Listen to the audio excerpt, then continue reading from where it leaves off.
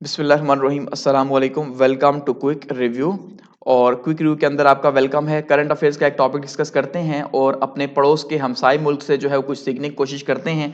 और आपको पता है कि खबर जो है वो काफ़ी ज़्यादा आजकल चल रही है और वो क्या है जी, इंडियाज़ आदित्य L1 सन मिशन रीचेस सोलर ऑर्बिट। कि जो L1 है इंडिया का, यानी जो मिशन है सोलर मिशन, सूरज को जो भेजा गया था, वो अपने ऑर्बिट में जो है वो कामयाबी से पहुंच चुका है। ठीक है, तो ये जो है एक न्यूज़ है और ये 6 जो है वो जनवरी की न्यूज़ है कि 6 जनवरी को ये पहुंचे, 4 महीने का सफर करके यहाँ पे ये पहुंचे सूरज को जो है वो स्टडी करने के लिए। तो इसका नाम क्या है जी, आदित्य 1। तो यहाँ पे जो है वो असरो जो है, जो इंडिया की जो स्पेस एजेंसी है, उसने यहाँ पे ट्वीट किया आदित्य की तरफ से। ठीक है, आदित्य क्या कहता है जी, आदित्य कहता है जी ग्रीटिंग्स फॉर ऑल, कि सबको बहुत बहुत वेलकम। फिर कहता है जी I have safely arrived at Lagrange point L1। ये एक स्पेसिफिक पॉइंट है, ठीक है, जहां वो पहुंचा है 1.5 million kilometre from my home planet. ठीक है जी, तो ये इतना डिस्टेंस करके पहुंचा। Excited to be far away yet immediately connected to the unravel to the solar mysteries. कि अब ये कह रहा है आदित्य, ये कह रहा है इतने दूर से कि भाई जमीन पे मैसेज भेज रहा है, ये कह रहा है, यानी एक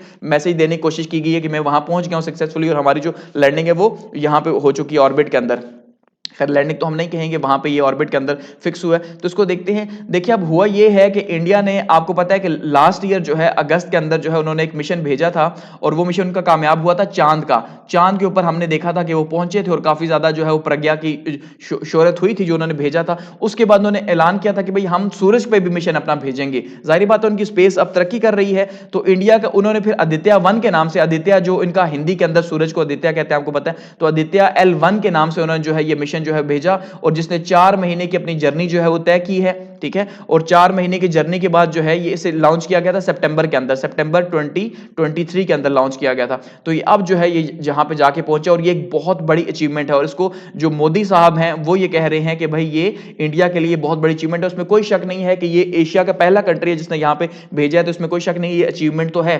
ठीक है, अचीवमेंट तो है, इंडिया की साइड पे जा रहा है। अब देखिए यहां पे अगर हम देखते हैं कि ये किस जगह पे जो लैग्रेंज पॉइंट 1 है ये क्या है और ये कहां पे क्या करेगा, क्या वहां पे देखिए। ये जो आपको फर्स्ट पिक्चर यहां पे देखने को मिल रही है ये L1 पॉइंट है, ये हमारी अर्थ है। ठीक है, और यहां से ये छोड़ा गया है और ये पॉइंट है L1 का और ये सन है। अब ये वो पॉइंट है जहां पे ग्रेविटी जो है उसके अंदर इक्विलिब्रियम पैदा हो जाता है, यानी जमीन की तरफ से भी जो ग्रेविटी है वो भी बराबरी पे आ जाती है और जो यहां पे सूरज की तरफ से ग्रेविटी है वो भी यहां बराबर हो जाती है। अगर ग्रेविटी बराबर नहीं होगी तो ये यहां पे सस्टेन नहीं कर सकेगा, इसको या तो जमीन खींच लेगी, अगर जमीन की ग्रेविटी ज्यादा है और सन की ग्रेविटी ज्यादा है तो सन की तरफ चला जाएगा। तो इसलिए ये वो पोजीशन है लैग्रांज की जहां पे जो है, जिस जगह पे यहां पे ये स्टेबल रहेगा, ना यहां से खींचेगा ना यहां से खींचेगा और अपने इस ऑर्बिट के अंदर ये अपना काम करेगा। ठीक है, और काम क्या करेगा, इसने जो कोरोना है, ये जो बाहर की फ्लेयर्स होती हैं सूरज की, उसको कोरोना कहा जाता है। ठीक है, इनकी स्टडी करेगा। ठीक है, इस कोरोना को जो है वो स्टडी करेगा और देखेगा कि वहां पे क्या हो रहा है, उसका किस तरह से मौसमों के ऊपर असर वगैरह होता है, ये चीजें देखेगा। गो कि हमारे लिए, पाकिस्तान जैसे मुल्क के लिए फिलहाल ये चीजें बेकार हैं। आपको पता है हमें खाने के लाले पड़े हुए हैं, तो हम क्या देखेंगे कि कोरोना में क्या हो रहा है और क्या नहीं हो रहा। तो यहाँ पे तो हमारे यहाँ कभी इलेक्शंस नहीं हो रहे और क्या क्या चीजें हो रही हैं। तो खैर वो यहां पहुंचा है। अब डिस्टेंस कवर देखते हैं तो वन अप्रोक्सीमेटली जो है तकरीबन 1.5 मिलियन किलोमीटर का ये फासला है, यानी तकरीबन आप ये कह सकते हैं कि 15 करोड़ किलोमीटर का ये फासला जो है यहाँ पे इसने तय किया है। और यहाँ पे ये जो है इस टाइम पे काम कर रहा है और 4 मंथ्स के अंदर इसका ये सफर रहा है। ठीक है, तो तकरीबन ये आप कह सकते हैं कि इतना सफर इसने तय किया और अब ये स्पेस के अंदर एक बहुत बड़ा माइलस्टोन है इंडिया की तरफ से। क्यों माइलस्टोन है, कि जैसे हमने कहा कि चंद्रयान 3 जो इंडिया ने भेजा था प्रज्ञा की गाड़ी के ऊपर, जो उन्होंने भेजा था, हमने डिस्कस किया था उसके ऊपर, तो वो उन्होंने भेजा अगस्त के अंदर, वो भी चांद के साउथ पोल पे था। तो चांद के साउथ पोल पे भेजने वाला वो पहला मुल्क था, तो इसलिए वो भी उसके लिए एक अचीवमेंट थी और एक बहुत बड़ी बात थी कि यार वो पहला जो है वो साउथ पे भेजने वाला पहला मुल्क है, तो उसने वो प्रज्ञान की भेजी थी। अब यहाँ पे आदित्य उन्होंने भेज दिया, जाहिर बात अब ये दूसरा उनके लिए जो है एक बड़ी अचीवमेंट। और यहाँ पे ये इसका जो पर्पस है वो क्या है जी, ये साथ में तो उसको स्टडी करेगा, दूसरा साथ में जो अफेक्टिंग फिनोमिना है, जो जैसे एलॉन मस्क साहब जो हैं, जो ट्विटर के मालिक हैं, एक्स के मालिक हैं, तो उनकी स्टार लिंक कम्युनिकेशन जो है नेटवर्क है, उसको स्टडी करेगा कि कैसे जो है वो इफेक्ट हो रही है उसके प्रोजेक्ट्स वगैरह, उसको कैसे स्टडी करेगा, उसकी डिटेल नहीं पता लेकिन इसको जो है वो स्टडी करेगा। आपको पता है जो स्पेस एक्स है उसने वो सैटेलाइट के थ्रू उसने भेजा हुआ है, तो वो सैटेलाइट के थ्रू जो है वाईफाई अब प्रोवाइड कर रही है दुनिया को। तकरीबन 70 ममालिक में जो है वो ये हो चुका है, 2019 में उन्होंने भेजा था ये मिशन।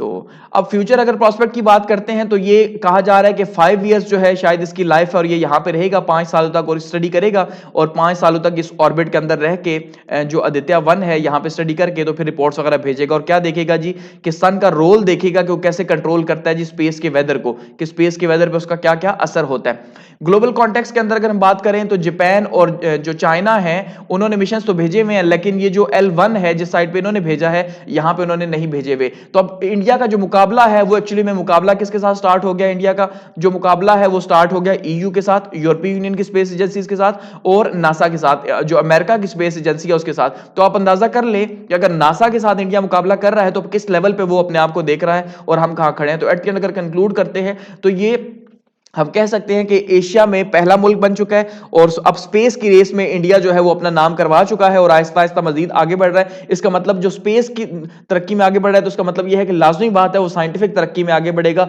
और जो साइंटिफिक तरक्की में आगे बढ़ रहा है वहां पे साइंटिफिक एजुकेशन को इंकरेज किया जा रहा है तो उतना ही ज्यादा तरक्की करेगा बाकी डायमेंशंस के अंदर भी। तो ये एक जो है वो काफी ज्यादा इसका असर भी बढ़ाएगा इंडिया के ऊपर और दुनिया पे एक धाक बैठेगी। जाहिर बात है एक रिस्पेक्ट है, एक इज्जत है कि भाई इंडिया जो है स्पेस प्रोग्राम में इतने बड़े ममालिक का मुकाबला करने जा रहा है और थर्ड इकोनॉमी बड़ी तो वो है ही है। तो हम देख ले अब हम कहां पे खड़े और इंडिया कहां पे खड़ा है। तो थैंक्स फॉर वॉचिंग।